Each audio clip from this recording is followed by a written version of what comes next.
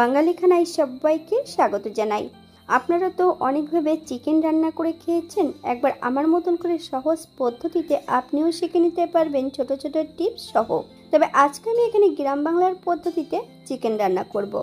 তেল মশলার পরিমাণ খুবই কম দিয়ে তবে আমি আজকে এখানে গ্রাম বাংলার মতন কিভাবে চিকেন রান্না করলাম চলুন সেটা একবার দেখে নিয়ে যাক ভিডিওর মাধ্যমে। এতটাই সুস্বাদু হয়েছিল খেতে, আপনি একবার রান্না করলে বারবার রান্না করবেন। আশা করছি আজকের ভিডিওটি ভালো লাগবে। সকল বন্ধুদের কাছে অনুরোধ করছি সম্পূর্ণ ভিডিওটি দেখার। এখানে আমি আগের থেকে 1 কেজি চিকেন বেশ পরিষ্কার করে ধুয়ে রেখেছি। মাংস ধোয়ার পদ্ধতিটা পরে বলে দেব। ধোয়ার পরে কিন্তু আমি 1 চামচ লবণ আর বেশ কিছুটা কাঁচা সর্ষের তেল মাংসের গায়ে লাগিয়ে রেখেছি 20 থেকে 25 মিনিট আগে।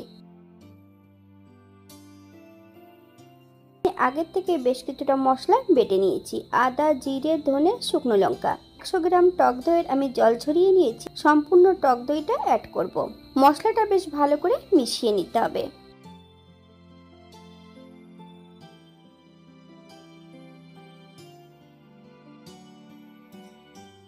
একটা কড়াইতে বেশ কিছুটা সাদা তেল অ্যাড করেছি। তেল গরম হওয়া পর্যন্ত অপেক্ষা করতে হবে। ফোড়নে রেখেছি সাদা জিরে। ফোড়ন থেকে সুগন্ধ বেরোলে মিডিয়াম সাইজের 4টে পেঁয়াজ বেশ সরু সরু করে কেটে নিয়ে অ্যাড করেছি।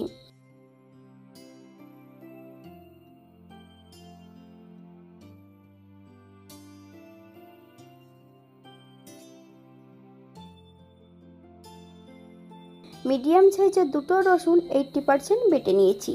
সম্পূর্ণ রসুন বাটাটা অ্যাড করব। পেঁয়াজ রসুন থেকে যতক্ষণ কাঁচা গন্ধ ছাড়বে ততক্ষণ বেশ ভালো করে ভেজে নিতে হবে। বাঙালি রান্না ঘরোয়া উপকরণ দিয়ে। আপনাদের যদি রান্নাগুলো পছন্দ হয় তাহলে চ্যানেলটি সাবস্ক্রাইব করে দিয়ে পাশে থাকবেন। পাশে থাকা বেলটি বাজিয়ে দেবেন, নইলে নিত্য নতুন রান্নার নোটিফিকেশন পাবেন না। আমার এই চ্যানেলে আমিষ, নিরামিষ এবং বিভিন্ন ধরনের চিকেনের রেসিপি দেওয়া আছে। আপনাদের যদি পছন্দ হয় তাহলে চ্যানেলটি ঘুরে একবার দেখে নেবেন। এখানে আমি মিডিয়াম সাইজের একটা টমেটো বেশ লম্বা লম্বা ফালি দিয়ে কেটে নিয়েছি। সম্পূর্ণ টমেটোটা অ্যাড করব। আপনারা যদি পছন্দ করেন তাহলে পরিমাণে বাড়িয়ে দিতে পারেন।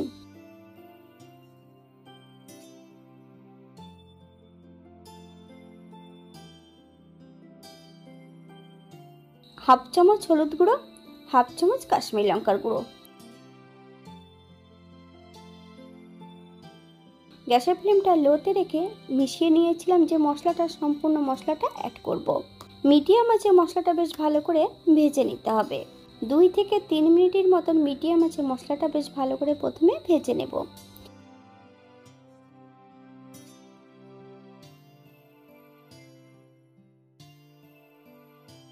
এই পর্যায়ে অ্যাড করব মশলা ধোয়া বাটি থেকে বেশ কিছুটা জল। মশলা থেকে যতক্ষণ তেল না ছাড়ছে ততক্ষণ বেশ মশলাটা ভালো করে কষিয়ে নিতে হবে।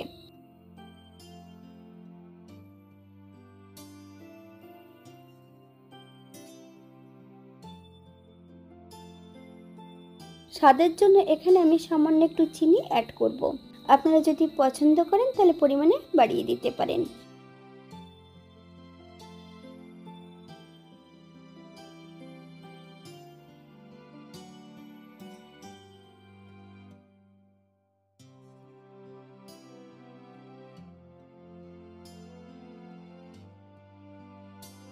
মশলা থেকে তেল ছেড়ে দিয়েছে।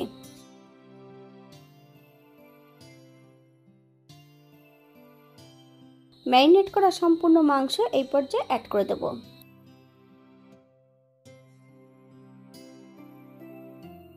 গ্যাসের ফ্লেমটা হাইতে রেখে 5 থেকে 7 মিনিটের মতন বেশ ভালো করে মাংস দিয়ে মশলা দিয়ে কষিয়ে নিতে হবে। আপনারা একবার স্ক্রিনের দিকে ফলো করবেন।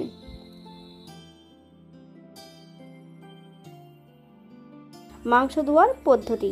আগের থেকে বেশ কিছুটা ঈষদুষ্ণ গরম জল করে নিতে হবে একটা পাত্রে।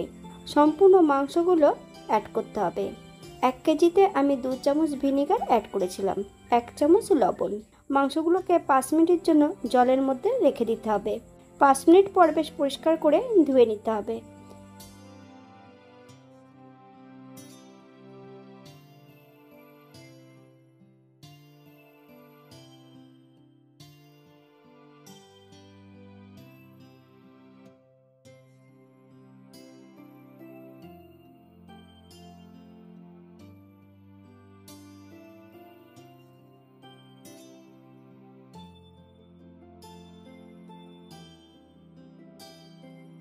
মাংস কষানোর মাঝপথে আমি এখানে মিডিয়াম সাইজের একটা আলু 4 টুকরো করে অ্যাড করেছি।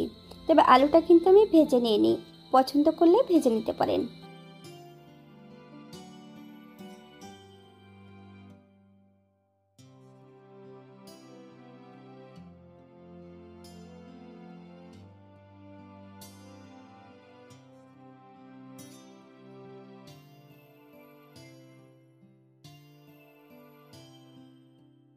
এই পর্যায়ে অ্যাড করব 1 কাপ ঈষদুষ্ণ গরম জল। আপনাদের যতটা গ্রেভির প্রয়োজন আপনারা ততটা জল অ্যাড করতে পারেন। গরম জল অ্যাড করতে হবে, তাহলে কিন্তু মাংসের স্বাদটা দ্বিগুণ বেড়ে যাবে।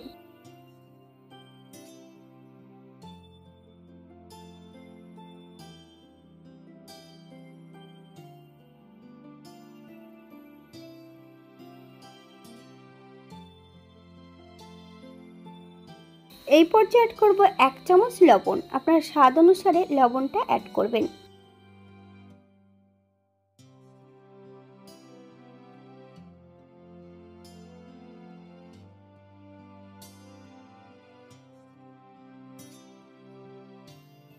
এই পর্যায়ে একবার চেক করে নিতে হবে আলুগুলো এবং মাংস সেদ্ধ হয়েছে কিনা। 1 চামচ গরম মশলা বাটা অ্যাড করব। আপনারা যদি পছন্দ করেন তাহলে পরিমাণে বাড়িয়ে দিতে পারেন।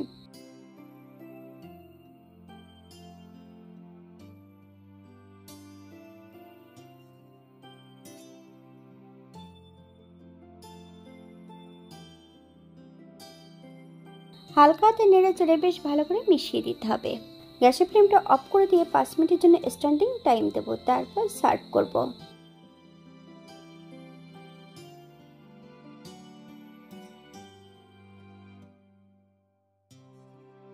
এটা দেখতে যেমন ভারী সুন্দর হয়েছিল, এটা গরম ভাতে, রুটি, পরোটা সবকিছুর সঙ্গে অসম্ভব ভালো লাগবে। আপনারা বাড়িতে একবার একই পদ্ধতিতে বানিয়ে নেবেন। আমি এখানে যে উপকরণগুলো অ্যাড করেছি আপনারা এর থেকে কম বেশি করে নিতে পারেন। যদি আপনারা এখানে কাজু বাদাম অথবা চালমগজ বাটা পছন্দ করলে অ্যাড করতে পারেন।